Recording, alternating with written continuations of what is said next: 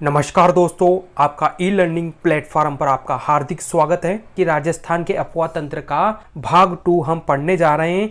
और आज इस वीडियो में हम बनास नदी की संपूर्ण जानकारी प्राप्त करेंगे। देखिए मित्रों, ये बनास नदी है, हम इसे भी मानचित्र के माध्यम से देखेंगे। ये आपका राजस्थान का मानचित्र और ये आपके बनास नदी राजस्थान के 6 जिलों से होकर गुजरती है। ठीक है, पहला राजसमंद, जहां से बनास का उद्गम होता है। पहला जिला वो कौन सा है? राजस्थान का राजसमंद, जहां से बनास का उद्गम होता है।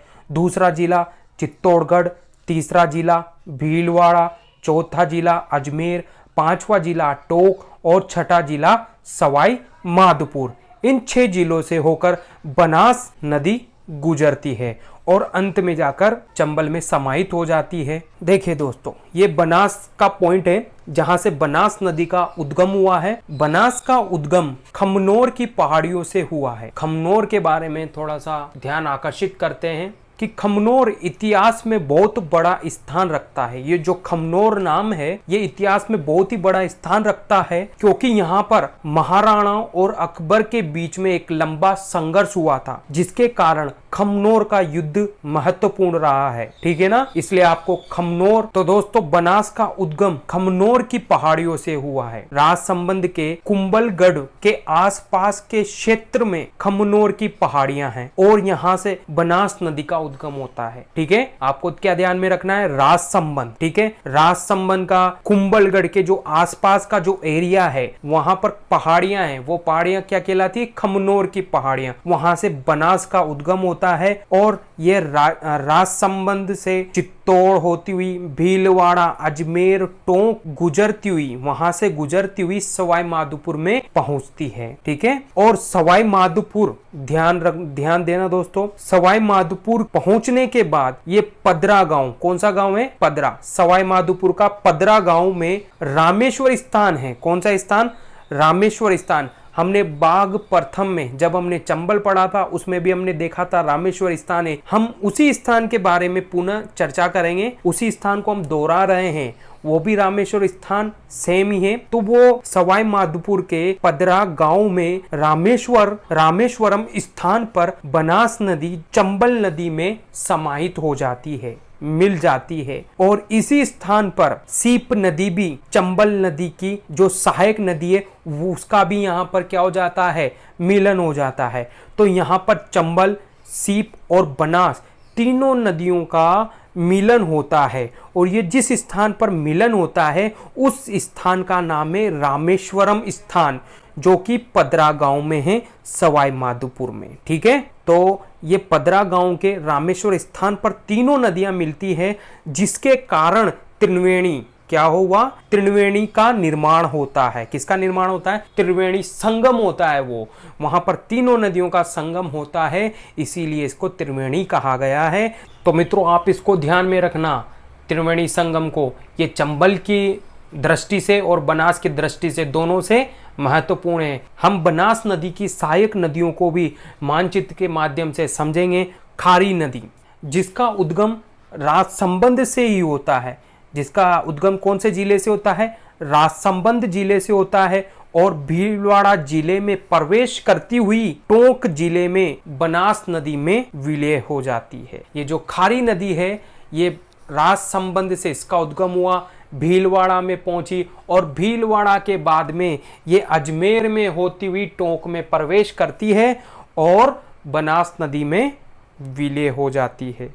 अब ये देखो, आप एक और नदी देखिए इसके सहारे, खारी नदी के सहारे, जिसका उद्गम भीलवाड़ा से हुआ है। इसका उद्गम कहां से माना जाता है? भीलवाड़ा से। ये नदी है मानसी नदी का उद्गम भीलवाड़ा से हुआ है दोस्तों, और ये भीलवाड़ा में ही खारी नदी में समाहित हो जाती है। ठीक है मित्रों, तो इसका उद्गम भीलवाड़ा से हुआ और भीलवाड़ा में ही ये खारी नदी में समाहित हो जाती है। ध्यान रखने योग्य बात यह है कि मानसी खारी नदी की सहायक नदी है। डाय नदी, जो कि बनास की सहायक नदी है। डाय नदी जो अजमेर जिले के, कहां से उद्गम हुआ है इसका? डाय नदी का अजमेर जिले के किशनगढ़ के क्षेत्र से निकलती है। इसका उद्गम किशनगढ़ के क्षेत्र से हुआ है और डाय नदी अजमेर में होती हुई टोंक में पहुंच जाती है। कहाँ पर पहुंच जाती है? टोंक में। और ये खां जहाँ पर टोंक में पहुंचकर ये बनास में मिल जाती है। तो देखिए दोस्तों, ये अभी हमने खारी पढ़ा, मानसी पढ़ा और डाय नदी, ये तीनों नदियाँ, यानी कि जो खारी नदी में तो मानसी समाहित हो जाती है, तो खारी और बनास और ये जो डाय नदी है, तीनों का संगम एक ही स्थान पर होता है। यानी कि डाय, खारी और बनास तीनों नदियों के मिलने से यहाँ पर त्रिवेणी का निर्माण होता है। किसका निर्माण होता है? त्रिवेणी का निर्माण होता है। यह संगम जिला कौन सा है? टोंक। गांव कौन सा है? राजमहल। और तहसील देवली में होता है। इसका संगम कहाँ पर होता है? तहसील देवली में, गांव राजमहल में इसका संगम होता है। ठीक है, तो ये आपके सामने दूसरा त्रिवेणी संगम है। कोठारी नदी, यह भी बनास की सहायक नदी है। इसका उद्गम दिवेर नामक स्थान पर हुआ है। राजसमंद में ही है दिवेर, यहाँ से इसका उद्गम हुआ है। और ये भीलवाड़ा में मांडलगढ़ स्थान पर बनास नदी में समाहित हो जाती है। मित्रों, हम इन सहायक नदियों को विवरण से पढ़ेंगे। बेड़च नदी, ये पर्यटक दृष्टि से बहुत ही महत्वपूर्ण मानी जाती है। मित्रों, यह बनास की सहायक नदी है। इसका उद्गम उदयपुर की गोगुंदा की पहाड़ियों से हुआ है और ये चित्तौड़ से होती हुई बिगोद नामक स्थान पर बनास में समाहित हो जाती है। देखिए मित्रों, एक और देखिए आप, यहाँ पर बहुत ही महत्वपूर्ण तथ्य हैं। मेनाल, आपने जैसा कि मेनाल के बारे में सुना होगा, एक पर्यटन दृष्टि से बहुत ही महत्वपूर्ण है। ये भी मेनाल नदी जो कि चित्तौड़ से इसका उद्गम होता है और ये भी बिगोद नामक स्थान पर बनास में समाहित हो जाती है। तो यहाँ पर बेड़च नदी और मेनाल नदी और बनास नदी तीनों नदियों का संगम होता है। कहाँ पर होता है? बिगोद में, जिससे यहाँ पर फिर से एक त्रिवेणी का निर्माण होता है। कौन कौन सी नदियों से होता है? बेड़च नदी से, मेनाल से और बनास नदी के कारण यहाँ पर एक और त्रिवेणी संगम का निर्माण होता है। दोस्तों, मेनाल नदी के ऊपर एक जलप्रपात भी स्थित है, उसके बारे में हम विस्तृत जानकारी के साथ में देखेंगे। मानसी नदी का उद्गम अजमेर से होता है। यह नदी अजमेर से टोंक में प्रवेश करती हुई बनास में विसर्जित हो जाती है। बांडी नदी का उद्गम जयपुर से हुआ है। जयपुर के वीर हनुमान, एक मंदिर है वीर हनुमान का, सांगोद स्थान है वहाँ पर, उसकी पहाड़ियों से बांडी का उद्गम होता है। और यह नदी मानसी के साथ दोनों एक ही स्थान पर मिलती है, टोंक जिले में बनास में मिल जाती है, जिससे एक त्रिवेणी संगम का निर्माण होता है। इस स्थान को देवधाम घाट कहा जाता है, जिसका निर्माण कैसे हुआ? त्रिवेणी का, मानसी, बांडी और बनास नदियों के मिलने से। आगे बढ़ते हुए हम देखते हैं, जयपुर जिले के अचरोल स्थान से टुंड नदी का उद्गम हुआ है। उसी के साथ जयपुर के चैनपुरा नामक पहाड़ियों से मोरेल नदी का उद्गम हुआ है। ये टुंड नदी जो है, इस टुंड नदी पर जयपुर नगर बसा हुआ है। टुंड नदी पर ही जयपुर नगर बसा हुआ है। और ये टुंड नदी आगे जाकर के चैनपुरा से जो मोरेल नदी का उद्गम हुआ है, उसमें ये टुंड नदी आगे जाकर के लालसोट नामक स्थान पर जो दौसा में स्थित है, वहां पर जाकर के टुंड नदी मोरेल नदी में समाहित हो जाती है। और फिर ये मोरेल नदी सवाई माधोपुर में जाकर बनास नदी में विसर्जित हो जाती है, या उस बनास नदी में विलय हो जाती है। दोस्तों, आपने काली सींध के बारे में सुना होगा। काली सींध चंबल की सहायक नदी है। और चंबल की हमने जब सहायक नदी के बारे में पढ़ा था, तो एक छोटी काली सींध थी और एक काली सींध थी। उसी प्रकार यहाँ पर भी बनास की एक सहायक नदी है जो काली सील के नाम से जानी जाती है। किस नाम से जानी जाती है? काली सील। ये ध्यान में रखना, बहुत से विद्यार्थियों को कन्फ्यूजन हो जाता है, तो आप इसको ध्यान में रखना। ये काली सील है जिसका उद्गम करौली की पहाड़ियों से हुआ है, जिसका उद्गम करौली की पहाड़ी से हुआ है, जिसको काली सील के नाम से जाना जाता है। और ये सवाई माधोपुर के क्षेत्र में बहने के बाद बनास में विलय हो जाती है, और ये विलय भी सवाई माधोपुर में ही होती है। इसलिए इस बात को ध्यान में रखना, ये काली सील है, न कि काली सीन, काली सील। आगे बढ़ते हुए हम देखते हैं, इसी प्रकार बनास में 4 त्रिवेणी संगम हुए हैं। पहला रामेश्वरम जो घाट है वो आपको पता है बनास, चंबल प्लस सीप, इन तीनों नदियों के मिलने से हुआ है, बनास, सीप और चंबल। दूसरा है देवधाम, जिसके बारे में हमने अभी चर्चा की थी, जो टोंक जिले में बना है। मासी, बाड़ी और बनास तीनों नदियों के संगम से बना है। राजमहल त्रिवेणी संगम जो कि टोंक में हुआ। खारी नदी जो राज संबंध से उद्गम हुई है। दूसरी डाई नदी जिसका उद्गम अजमेर से है, और तीसरी नदी बनास। इन तीनों नदियों का एक जगह संगम हुआ है जहाँ पर ये तीनों आपस में मिल जाती है, वह स्थान है टोंक राजमहल में। चौथी त्रिवेणी है बिगोद, जो पर्यटक दृष्टि से बहुत ही महत्वपूर्ण है। मेलान नदी, दूसरी बेड़च नदी और तीसरी बनास नदी। इन तीनों नदियों के संगम से बिगोद स्थान पर, भीलवाड़ा जिले में है बिगोद स्थान, त्रिवेणी संगम का निर्माण हुआ है, जो कि परीक्षा की दृष्टि से बहुत ही महत्वपूर्ण है। इसी प्रकार बनास और बनास की सहायक नदियां अपना जल आगे ले जाकर चंबल में रामेश्वर नामक स्थान पर, रामेश्वर घाट स्थान जो एक त्रिवेणी स्थान है, वहाँ पर ये विलय हो जाती है, उसमें मिल जाती है। आगे बढ़ते हुए हम देखते हैं, तो बनास नदी, इसका एक अन्य नाम और है वन की आशा, जो कि बहुत ही महत्वपूर्ण है। वर्णाशा है, वशिष्ठी है, ठीक है।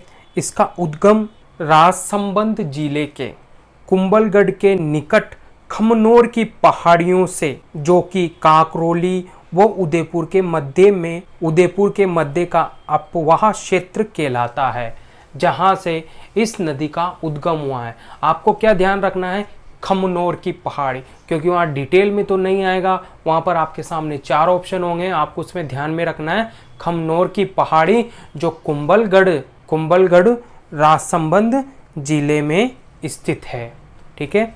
अब ये कौन से स्थान पर इसका मिलन होता है, यानी कि इसका मुहाना कहाँ पर है, सवाई माधोपुर के खंडार तहसील में रामेश्वर धाम हमने पढ़ा था, त्रिवेणी संगम, ये उसी स्थान पर मिलती है, पदरा गांव के निकट। पदरा गांव में है रामेश्वर धाम, पदरा गांव के निकट चंबल में विलीन हो जाती है, मिल जाती है। कौन कौन से जिलों से बनास नदी निकलती है, तो देखिए जिले आप देखिए, तो मैं आपको बता देता हूं कि ये जो बनास नदी है, अरावली पर्वतों की श्रेणियों को काटती हुई मेवाड़ के मध्य से होती हुई उदयपुर, नाथद्वारा, राजसंबंध, रेल मगरा, चित्तौड़गढ़, भीलवाड़ा, अजमेर, टोंक, बूंदी और रामेश्वर नामक स्थान पर चंबल नदी में मिल जाती है। तो ये जिले देखिए, आपको क्या ध्यान में रखना है, जिलों में राज संबंध ध्यान। आपको ये भी पता है कि ये बनास नदी 6 जिलों से होकर के गुजरती है, वो ये 6 जिले हैं, राजसंबंध, ठीक है, चित्तौड़, भीलवाड़ा, अजमेर, टोंक और सवाई माधोपुर। तो हो गए ना, राजसंबंध 1, चित्तौड़ 2, भीलवाड़ा 3, अजमेर 4, टोंक 5 और सवाई माधोपुर 6। इन 6 जिलों से होकर के बनास नदी गुजरती है। हम बांध के बारे में थोड़ा सा देख लेते हैं, थोड़ी सी जानकारी लेते हैं। जो पहला बांध है वो है बिसलपुर बांध।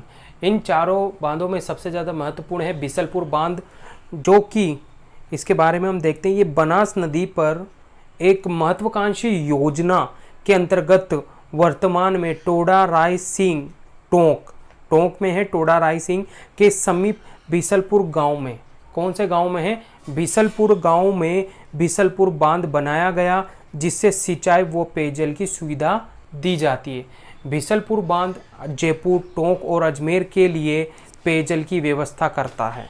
दूसरा बांध इसरदा बांध सवाई माधोपुर में है।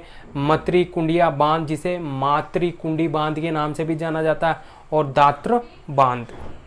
ये 4 बांध है, जिनमें से बिसलपुर बांध और इसरदा बांध महत्वपूर्ण है। त्रिवेणी संगम है, हमने पढ़ा बनास नदी पर कुल 4 त्रिवेणी संगम बनते हैं। पहला जो इम्पोर्टेंट और पर्यटन दृष्टि से भी महत्वपूर्ण है बिगोद, जो कि भीलवाड़ा क्षेत्र में आता है, जो 3 नदियों के संगम से बना है, बनास, बेड़च और मेनाल। दूसरा है आपका त्रिवेणी संगम राजमहल, जो देवली टोंक में स्थित है। इसमें भी बनास, डाई और खारी 3 नदियों के संगम से इसका निर्माण हुआ है। देवधाम टोंक, जो बनास, बांडी और मासी के निर्माण, तीनों नदियों के मिलन से इसका निर्माण हुआ है, जो देवधाम टोंक में है। रामेश्वरम घाट, जो कि चंबल और बनास की दृष्टि से महत्वपूर्ण है। ये सवाई माधोपुर में बनता है, जहाँ पर बनास नदी चंबल में जाकर के मिलती है और वहीं से सीप नदी भी इसमें जाकर के मिलती है। तो बनास, चंबल, सीप तीनों के मिलन से रामेश्वर घाट का निर्माण होता है, जो कि एक त्रिवेणी संगम है। चलिए हम आगे बढ़ते हुए बनास नदी तंत्र की सहायक नदी बेड़च को देखते हैं। दोस्तों, ये बनास नदी जिसका उद्गम खमनोर की पहाड़ियों से हुआ है और ये बनास की सहायक नदी है बेड़च नदी। इसका उद्गम गोगुंदा की पहाड़ियों से हुआ है। और हम पठार की बात करते हैं तो राज संबंध में कुंभलगढ़ का पठार और उदयपुर गोगुंदा का जो पठार है उसे हम बोराट का पठार कहते हैं। इस क्षेत्र में बेड़च नदी का उद्गम होता है। गोगुंदा के पठार से बेड़च नदी का उद्गम होता है। इसका प्रारंभ में नाम आयड़ होता है और आयड़ गोगुंदा की पहाड़ियों से निकलकर आगे जाकर उदयपुर में प्रवेश करती है। कहाँ पर प्रवेश करती है? उदयपुर में। तो उदयपुर में एक झील है जिसका नाम है उदय सागर झील। पहले ये आयड़ नदी उस झील को भरती है और जब वो झील भरने के बाद उस नदी का नाम जो है बेड़च हो जाता है। यानी कि जो ये आयड़ नदी जिसका उद्गम गोगुंदा की पहाड़ियों से हुआ है, ये प्रारंभ में इसका नाम आयड़ होता है, लेकिन ये उदयपुर में प्रवेश करके ये उदय सागर झील को पूरा भरती है और भरने के बाद जो पानी बाहर निकलता है वहाँ से, यानी कि उदय सागर झील के बाद इस नदी का नाम बेड़च हो जाता है। और ये नदी बेड़च नदी आगे जाकर भीलवाड़ा जिले के बिगोद नामक स्थान पर मिल जाती है, जहाँ पर एक त्रिवेणी संगम का निर्माण होता है बनास, बेड़च और मेनाल से। कौन से स्थान पर होता है? भीलवाड़ा के बिगोद स्थान पर त्रिवेणी संगम का निर्माण होता है। अब हम देखते हैं बेड़च की सहायक नदियाँ। ये नदी बेड़च की सहायक नदी है पहले ओराई, ये दूसरी नदी है गुजरी, ये तीसरी नदी है आपकी गंभीर। गंभीर नदी का उद्गम मध्य प्रदेश एमपी से हुआ। कहाँ से? मालवा के पठार मध्य प्रदेश से इसका उद्गम होता है और ये चित्तौड़गढ़ में प्रवेश करती है और आगे जाकर चित्तौड़गढ़ में प्रवेश करने के बाद आगे जाकर चित्तौड़ शहर, जहाँ चित्तौड़गढ़ दुर्ग बना हुआ है, यहाँ यह नदी बेड़च में मिल जाती है। और चित्तौड़ के दुर्ग के आसपास, यानी कि जो नदी मिलती है वो चित्तौड़ के दुर्ग के आसपास ही होती है। ठीक है, ये चित्तौड़ शहर में जाकर चित्तौड़, जहाँ पर चित्तौड़गढ़ दुर्ग बना हुआ है, वहाँ पर जाकर ये बेड़च नदी में समाहित हो जाती है, जो कि चित्तौड़गढ़ के आसपास ही है। दोस्तों, आपको ध्यान रखना होगा कि बेड़च की सहायक नदियाँ और बनास की सहायक नदियाँ, जो बेड़च की सहायक नदी है वो बनास की सहायक नदी भी मानी जाती है। तो दोनों दृष्टि से ध्यान रखना, प्रश्न घुमाकर ही पूछे जाते हैं। आपको ऑप्शन में बेड़च मिले तो बेड़च और बनास मिले तो बनास को अपना आंसर बनाइए। मित्रों, आपसे प्रश्न पूछा जा सकता है कि दाईं ओर से मिलने वाली नदी कौन सी है? आपसे प्रश्न पूछा जा चुका है पहले भी, तो आप बेड़च, ओराई, गुजरी, गंभीर, मेनाल नदी को ध्यान में रखिए, जो कि दाईं ओर से मिलने वाली नदियां हैं। बनास के दाईं ओर से मिलने वाली नदी है। तो बेड़च नदी के लिखित रूप में हम देखते हैं। नदी बेड़च नदी को आयड़ नदी भी कहा जाता है। हमने इसका स्पष्टीकरण अभी देखा था। प्रारंभ में आयड़ नदी होती है, उदय सागर झील से निकलने के बाद इसका नाम क्या हो जाता है?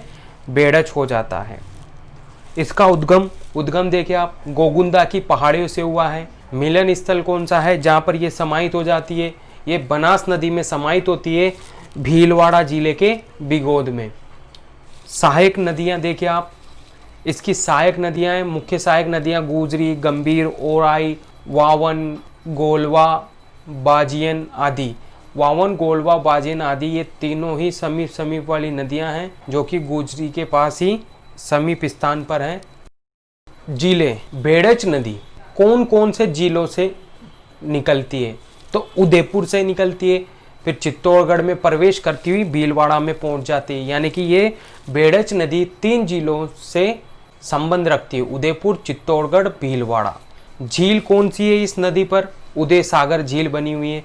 और जो इम्पोर्टेंट तथ्य, विशेष तथ्य हैं, इसी नदी के ऊपर चित्तौड़गढ़ में गोसुंडा बांध बना हुआ है, जो कि इम्पोर्टेंट है, अभी तक आपने सुना नहीं होगा। चित्तौड़ में गोसुंडा बांध बना हुआ है बेड़च नदी पर।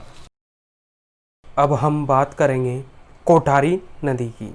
ये आपके सामने स्क्रीन पर बनास नदी सामने देख पा रहे हो। ये बनास नदी जिसका उद्गम खमनोर की पहाड़ियों से हुआ है, हमने इस पर चर्चा की है। अब हम इसी के तंत्र से संबंधित कोठारी नदी के बारे में पढ़ेंगे। देखिए, कोठारी नदी की दृष्टि से इसे हम देखते हैं, यह आपका राजसंबंध जिला है, जहां पर दिवेर का युद्ध भी हिस्ट्री की दृष्टि से, इतिहास की दृष्टि से दिवेर का युद्ध बहुत ही महत्वपूर्ण है। और यहाँ पर दिवेर नामक स्थान है। राजसंबंध में दिवेर की पहाड़ियों से कोठारी नदी का उद्गम होता है। आपकी जो कोठारी नदी है, इसका उद्गम राजसंबंध के जिले के दिवेर नामक स्थान यानी कि दिवेर की पहाड़ियों से कोठारी का उद्गम हुआ है।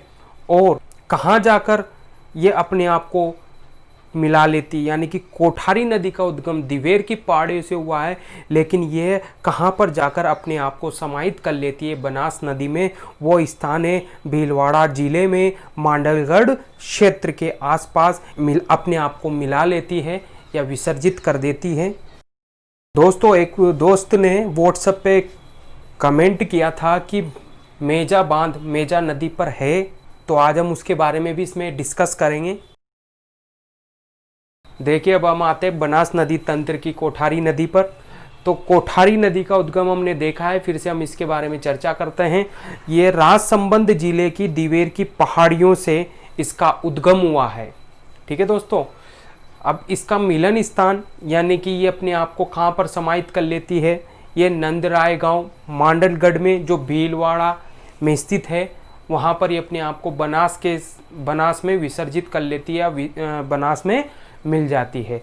अब ये कोठारी नदी किन जिलों से संबंधित है, यानी कि किन जिलों में प्रवाहित होती है, किन जिलों से बहती हुई ये विलय स्थान पर मिलती है? वो जिले हैं आपके, 2 जिले ध्यान में रखना है आपको, राजसंबंध व भीलवाड़ा।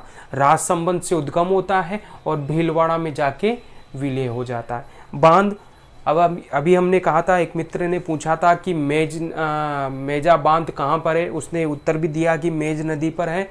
उसी के बारे में हम थोड़ा सा स्पष्ट रूप से देख लेते हैं। तो देखिए दोस्तों, मेजा बांध के बारे में हम स्पष्टीकरण कर लेते हैं कि मेजा बांध मेज नदी पर नहीं है।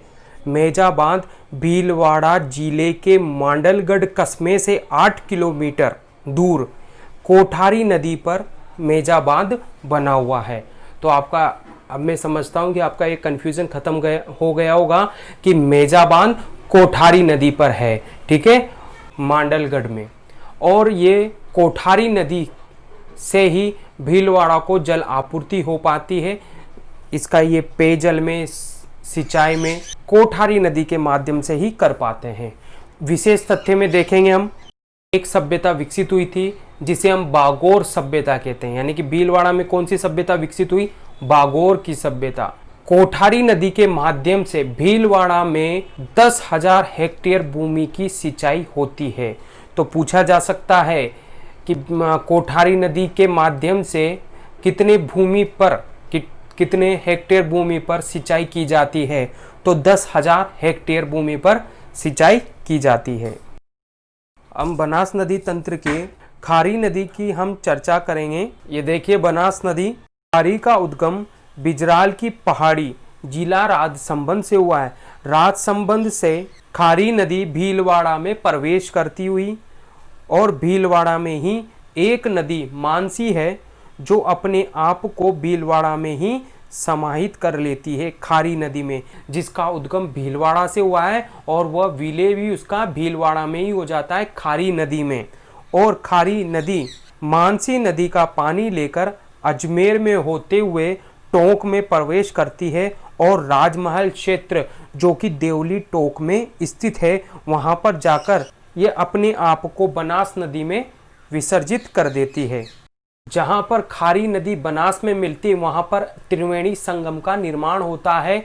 उसी स्थान पर अजमेर क्षेत्र से एक नदी का उद्गम होता है जिसे हम डाई कहते हैं। वह नदी खारी नदी और बनास नदी तीनों एक क्षेत्र पर आकर के मिलती है। उस क्षेत्र को हम राजमहल नाम से जानते हैं जो कि देवली और टोंक में स्थित है। इसको राजमहल घाट के नाम से जाना जाता है। तो ये तीन नदियों के संगम से बना है। अजमेर से जिसका उद्गम होता है डाई, राजसंबंध से जिसका उद्गम होता है खारी जो मानसी का जल ले जाकर के आगे इसी स्थान पर मिलती है, और बनास, इन तीनों नदियों के संगम से खाई डाई और बनास नदियों के तीनों के नदियों के संगम से एक त्रिवेणी संगम का निर्माण होता है जिसे राजमहल घाट कहा जाता है। अब हम थोड़ा सा देख लेते हैं खारी नदी के बारे में। खारी नदी लगभग कुल मिलाकर के राजस्थान में 80 किलोमीटर के क्षेत्र में प्रवाहित है। ठीक है, तो इसकी लंबाई 80 किलोमीटर होगी। इसका उद्गम हमने पढ़ा था बिजराल ग्राम की जो पहाड़ियां हैं, बिजराल की पहाड़ियां, राजसंबंध जिले से इसका उद्गम हुआ है। और ये कौन से स्थान पर इसका विलय हो जाता है, समागम हो जाता है, मिलन स्थान देखिए आप इसका अजमेर जिले के देवली के समीप बनास नदी में खारी नदी मानसी नदी का जल लेकर के आगे जाकर इस स्थान पर मिल जाती है। ठीक है, अब ये जिले देखिए आप, किन जिलों से खारी नदी प्रवाहित होती है यानी कि गुजरती है।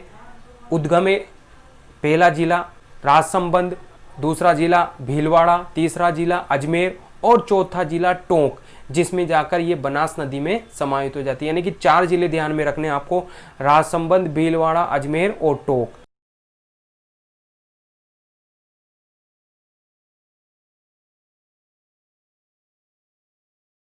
तो दोस्तों आपको हमारा वीडियो कैसा लगा?